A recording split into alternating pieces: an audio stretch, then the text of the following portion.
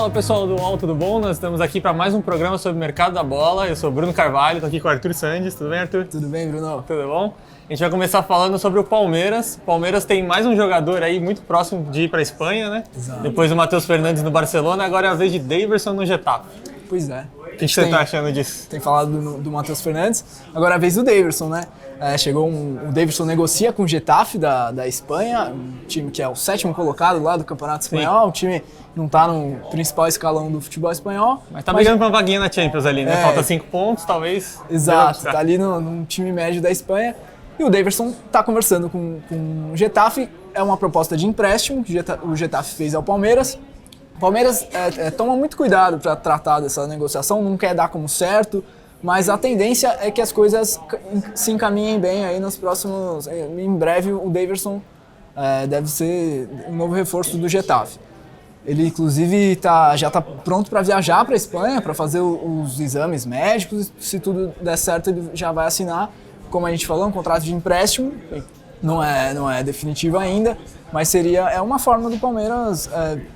dar sequência, dar destino para um jogador que não está nos planos do Luxemburgo. Claramente já é o fim da linha do Daverson no Palmeiras, né? A torcida já não tem mais a mesma paciência que tinha antes, o clube não parece mostrar muito também que faria alguma falta para o clube. O Daverson teve se a gente avaliar assim, olhando para trás, teve um bom período com o Felipão, talvez o único período ali que convenceu, fez gols, mas já faz tempo que não convence mais o torcedor, já é sabido que não tem espaço com o Luxemburgo, ele nem foi para os Estados Unidos, onde o Palmeiras faz a pré-temporada lá, a Florida Cup e tal. O Daverson nem foi, ficou treinando aqui na academia de futebol do Palmeiras, e agora com essa proposta pode ser boa para os dois, né? Muito boa para o Palmeiras, porque é um jogador que não está mais nos planos, e muito boa também para o Daverson, porque, futebol espanhol, todo mundo tá vendo, todo mundo assiste, o Getafe não é um clube relevante, como a gente falou, tá no 7º lugar ali, tá brigando e tal, incomoda.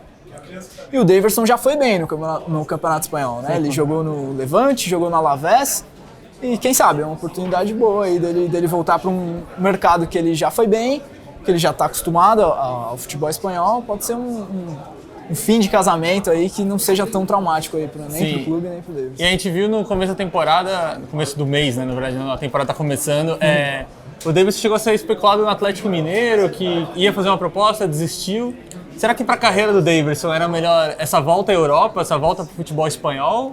Ou um Atlético Mineiro que está tentando se reestruturar para brigar por coisas maiores ia ser uma boa? Olha, pensando com a cabeça que a gente sempre pensa, né, para o jogador de futebol, o retorno para o futebol espanhol é sempre muito importante, assim. E principalmente para o Daverson, que é um cara que já esteve lá, ele conhece tudo, eu imagino que não teria, né, caso dê certo, essa questão de adaptação, que o jogador muitas vezes sai do Brasil, precisa se adaptar ao futebol e tal. O Daverson já se adaptou à Espanha, já jogou lá, sabe como é que é, já enfrentou os adversários que ele enfrentaria se fosse pro Getafe, então não tem esse problema de adaptação. Então eu acho que para ele, até também faria sentido voltar para a Espanha, Bruno, também porque no Brasil muita gente já vira a cara para ele, sabe? Ele já pegou um pouco de birra dele. Isso, birra eu acho que é a palavra certa, assim.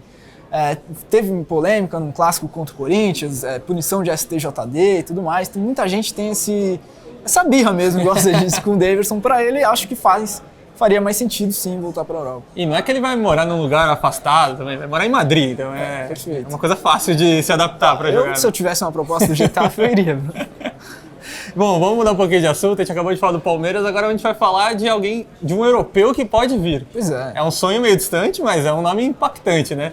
O presidente do Santos, o Pérez, disse que sonha com o Ricardo Quaresma, português, jogou a última Copa do Mundo, fez gol de trivela, mas o salário é uma coisa, se ele quiser mesmo, o salário é uma coisa que assusta. Disse que custaria entre 1 milhão, 1 milhão e 200 por mês. Exato. Vale a pena? Olha, por esse preço eu acho que não. Eu até queria chamar a atenção para essa declaração do José Carlos Pérez, que é interessante, as aspas dele bom, pelo que a gente sabe, é 1 milhão de reais. Não é uma informação também, ele só tava... Exato, tem até um distanciamento de informação aí entre uma coisa e outra. O que a gente sabe que é um sonho do Pérez e que também tem a ligação do Gesualdo Ferreira com o Quaresma, eles já trabalharam juntos no Porto. quando o Gesualdo treinava o Porto. Gesualdo que, inclusive, na coletiva de apresentação do Santos, falou do Quaresma, né? Elogiou o Quaresma, isso. Disse que se esquivou de dizer se ele poderia vir ou não, se estava negociando ou não, mas elogiou, falou que era um ótimo jogador. E o Quaresma, também numa publicação de ano novo, eu acho, até falou do Brasil, citou o Brasil assim, que o futuro seja muito legal em 2020, seja na Turquia, em Portugal, no Brasil, seja onde for. E esse no Brasil já deixou a torcida do Santos ligada para, quem sabe, se o cara vier. Eu acho que no Santos, com o Gesualdo, ele é um cara, ele já é um veterano, ele tem 36 anos Sim. já. Só que é aquilo, né? No futebol brasileiro, é um cara que está acostumado ao futebol europeu. Será que no Brasil, com o Gesualdo de treinador, o que impede de dar certo, né? Sim. Um cara que poderia muito bem se dar bem no Santos. Tem muita coisa pela frente aí por esse valor. Eu acho o valor quase proibitivo, R$1 milhão por mês pelo Quaresma. Muito caro, né? Mas se caso o Santos entrar nessa parada, tentar baixar esse preço, pode ser que vale a pena. Eu acabei de receber uma informação aqui do nosso diretor Pastore, Certo. de que o All Sport está disposto a cobrir a oferta que o Getafe faça para você continuar aqui no Perfeito, Brasil. perfeito. Vai permanecer. Então só vai o Getafe, só vai o Davidson para Madrid e a gente continua por aqui. Perfeito. Voltando a falar um pouquinho sério, Quaresma se encaixaria no Santos? Eu acho que principalmente por conhecer tão bem o Gesualdo, sim. Acho que o Gesualdo faria o Quaresma se encaixar no Santos, melhor dizendo, sabe?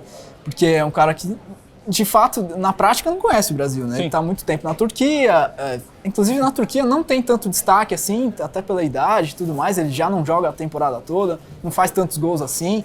É um cara que na carreira inteira, é até curioso, ele tem 99 gols na carreira. Ou seja, é o meia atacante, o cara que está há muito tempo aí não tem nem 100 gols, ou seja, tem uma questão aí de desempenho também que ele não é top da Europa. Mas no futebol brasileiro, como a gente falava, a qualidade desses jogadores medianos da Europa às vezes se sobressaem aqui. Então acho que se viesse para o Santos, acho que faria sentido pelo que ele simboliza, pela relação com o Gesualdo e porque no Santos o Gesualdo faria ele ter espaço e faria funcionar. Sabe? Mas está tudo muito longe, vamos falar de algo que está um pouquinho mais próximo. Exato. O Bruno Grossi deu hoje no UOL de que o time do Alexandre Matos agora na Inglaterra, o Reading, está interessado no Lisieiro e no Araruna. Pois é. Para o São Paulo, vale a pena fazer esse negócio? Se livrar de duas... Se livrar não, né? Vender duas jovens promessas para... Então, eu acho que cada caso é um caso, né, para o São Paulo. O Reading tem, o Bruno Grossi, como você falou, deu na matéria, a gente tem no All Sport, dizendo que é uma proposta de empréstimo, seriam 2 empréstimos, um para cada jogador. Por quê? Porque o Reading não pode contratar nessa janela de transferências. Exagerou um pouquinho na anterior. Exato, passou da dose, gastou muita grana, é um time que tem investimento chinês, um milionário chinês, tudo isso. Só que passou do ponto, gastou demais e a instituição que cuida disso lá na Inglaterra diz que eles não podem contratar, a não ser que eles tenham uma aprovação. Então é uma coisa totalmente burocrática. Por isso a proposta do Reading é de 2 empréstimos, um para o Lisieiro, outro para o Araruna. No caso do Lisieiro, eu acho que não faz muito sentido. Para o São Paulo não vale a pena emprestá-lo. É um cara útil, muito útil para o elenco, principalmente para o Fernando Diniz.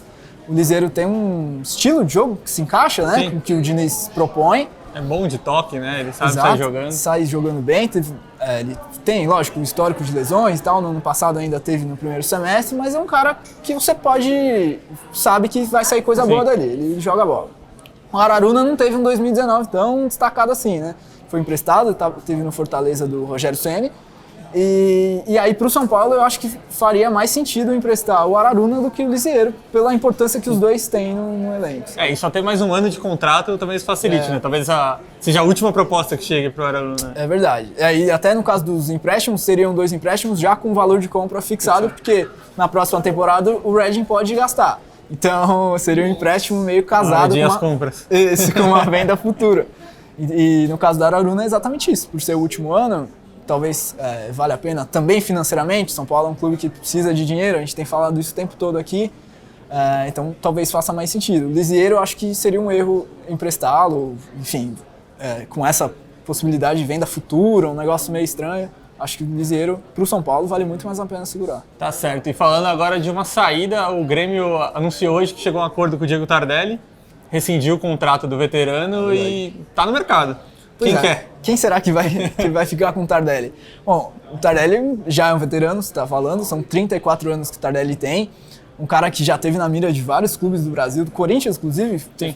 Era um sonho antigo do Corinthians, né? Muito se falou do Corinthians por anos seguidos, assim, vários mercados da bola, mas já não é o caso, né? O Corinthians tem centroavantes no elenco. A gente estava até conversando na redação, né, Bruno? Para onde será que o Tardelli pode ir? E surgiu o nome do Atlético Mineiro, que é um clube que o Tardelli é ídolo lá, ídolo, né? Pô, ganhou a Libertadores em 2013. Ganhou tudo. Até a primeira passagem já tinha ido muito bem, em 2009, fez gol até cansar, campeão da Libertadores. O cara que tem, enfim, a torcida gosta dele, faria sentido. Mas a gente está falando de especulação também, né? Na verdade é que, por enquanto, o que a gente tem de fato é que o Tardelli não está mais no Grêmio, até numa reunião que se estendeu pela madrugada, né, segundo a matéria que a gente tem, e que o Tardelli está fora do Grêmio e aí agora está livre para negociar o futuro dele aí. A gente falou do Atlético como possibilidade, talvez times cariocas faça sentido também, todo mundo precisa de um centroavante. Talvez um Palmeiras para ter um reserva do Luiz Adriano, que seria meio caro para o Palmeiras, provavelmente um salário de um Diego Tardelli para ter no banco. E também depende do que o Tardelli está disposto a abrir mão, né? Já é um cara que não está no nível que teve nos anos passados, no próprio Grêmio não teve grande destaque, assim, nunca chegou a ficar nem perto de ser titular, né, apesar de ter sido um pedido do Renato Gaúcho. Sim. Então tem que ver também o que ele está disposto a abrir mão. Se o Tardelli quiser um salário muito alto, dificilmente vai ter um clube no Brasil que vai estar disposto a pagar isso. Né? É difícil apostar um cara veterano já nesse momento da carreira. Né? E uma informação para isso que você falou, a negociação com o Grêmio começou porque o Tardelli pediu para sair.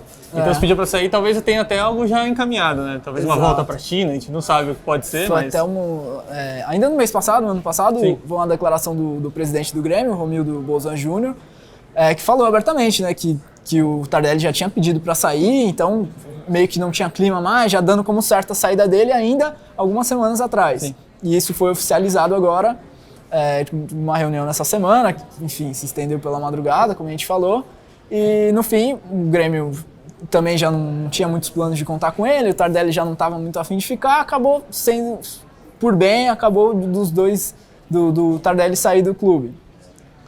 Por ele ter pedido para sair, pode ser que seja uma sinalização de ter interessado, pode ser que sim. Mas aí, de novo, a gente está especulando. Só especulação, não é nada, difícil nada concreto nesse dar um passo além disso. O fato é que, a minha opinião é essa, o Tardelli, para ele continuar no Brasil, ele tem que repensar o salário dele, está disposto a abrir mão de algumas coisas para também seguir jogando no Brasil. Né? Sim. E continuando um pouquinho no Grêmio, na verdade, de alguém que jogou no Grêmio na temporada passada, né, o Felipe Vizeu, acabou de acertar sua ida para a Rússia, num time que agora eu vou me complicar um pouquinho aqui, é o Akhmat Rozhny. Pelo Exato. Que o Google Tradutor me disse. Acertou por empréstimo, ele pertence ao Udinese da Itália, é um novo empréstimo para o Viseu, que estava muito próximo do Atlético Paranaense. Estava próximo do Atlético Paranaense, chegou essa proposta da Rússia, melou o negócio em Curitiba e ele foi para a Rússia. Não é um... estranho, né? É estranho, né? Porque é um time que está brigando para não cair no Campeonato Russo. Pois é estranho. E ele tinha um time que poderia ir para disputar a Libertadores. Poderia não, vai disputar a Libertadores. E tá na Itália também, o Udinese. Esse não parece ser a opção menos interessante para a carreira dele. A gente não tem os detalhes aí por parte do Viseu, né? Do porquê ele porque ele vai para a Rússia e não veio para o Atlético. O que a gente tem em matéria no ar é que do acerto com o Atlético, inclusive a Udinese chegou a anunciar que ele viria para o Atlético. Tem um tweet da Udinese no ar até hoje dizendo que o Viseu seria emprestado para o Atlético Paranaense e a verdade é que essa negociação não aconteceu por alguns detalhes, algumas exigências também do Viseu, um tipo de benefício, enfim, alguns detalhes que impediram esse acordo. E aí, fato é que ele vai jogar em outro lugar e vai jogar na Rússia agora. Para a carreira dele não faz muito sentido para mim. Eu acho que se escondeu um pouco na Rússia aos 22 anos. Exato, um cara que tem potencial, a gente já viu ele jogar bola, principalmente no Flamengo, jogou bem.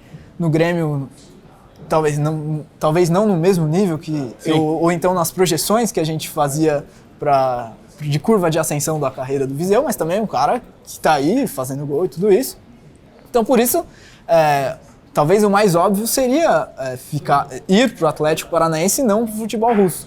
O caso é que acho que tem mais coisas aí que a gente não sabe ainda. Sim. Talvez uma opção da Udinese, não sei, de manter um cara mais próximo, já no futebol europeu mesmo. Sim, é para se adaptar, que se adapte logo de uma vez na Europa, né? Para de ficar vindo pro Brasil toda hora. Apesar de que a adaptação mesmo é diferente, né, cara? Rússia, porque na Rússia, para a Itália, são lugares totalmente diferentes, então acho que tem mais coisas aí que a gente ainda vai ficar sabendo. E o fato é que, para mim, foi ruim para o Atlético não poder contar com o Viseu, que seria um cara útil para a temporada, para a Libertadores, como você falou. E, de certa forma, ruim também para o Viseu, porque ficar no Atlético teria essa projeção, um clube que vem sendo campeão aí nos últimos anos, inclusive de mata-mata, né?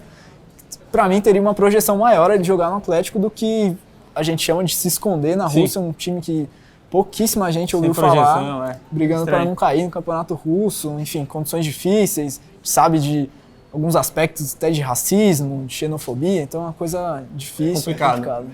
Bom, pessoal, por hoje é isso. Se a gente falou pouco do seu time ou você sentiu falta de alguma notícia, tem uma página inteira de mercado da bola no allsport.com.br, no all.com.br/esporte. Você pode conseguir conferir tudo, a gente está lá aqui amanhã de volta, né? Provavelmente o Bruno Grossi e o Diego Salgado, mas vocês podem acompanhar tudo. Até mais! Isso aí!